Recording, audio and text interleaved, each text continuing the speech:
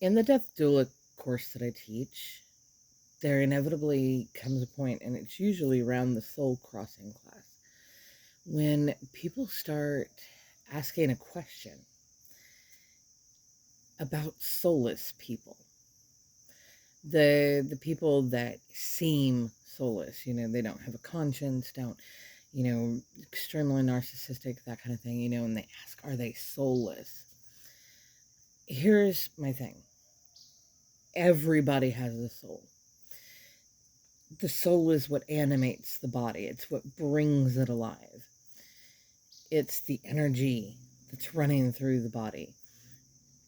So a person can't live without a soul. But it's the connection to soul. So the more connected you are to your soul, the more you're listening to your soul senses, your psychic senses, the more that you're listening to that inner voice, the intuition, all of these things come from soul and that connection. So the more connected you are, the more empathetic, the more compassionate, the more broad your senses are. Because you're not just feeling from physical senses, you're feeling from soul senses, and your mind is processing both. The more self-serving you become, and what I mean by that isn't, loving yourself and that kind of thing. What I'm talking about is the unconscious. So you only move from desire. You don't think about the consequences of other people. The consequences of other people do not matter. These kinds of things that we would think of as soulless people, they're so far disconnected from their soul. They don't process any of that. They don't process that information from soul in their mind. They're not connected to it. So it's not that they're soulless, they have a massive disconnection between body and soul. And when that happens, they follow body.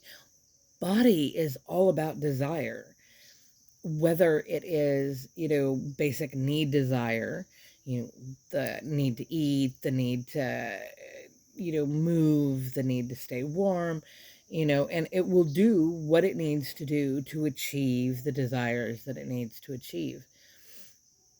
When you start talking about the higher needs, the aspect of living, they do things that fulfill the desire and the pleasure of themselves, thus becoming what we would consider narcissistic, unconscionable behaviors, because it's body driving instead of that balance and that combination of soul and body. Soul, our soul, is connected to everything because it's energy. It's the energy. We are one pattern within a large web of patterns of energy, and we're all interconnected. We're all a part of each other through soul. That's why soul gives us empathy. That's why soul gives us compassion. It's why soul gives us the thought beyond ourself. Body does not. Body is only focused on self.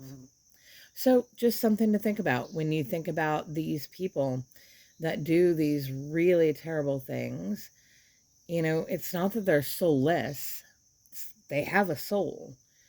They are just so disconnected from it that it does not play a role in their life.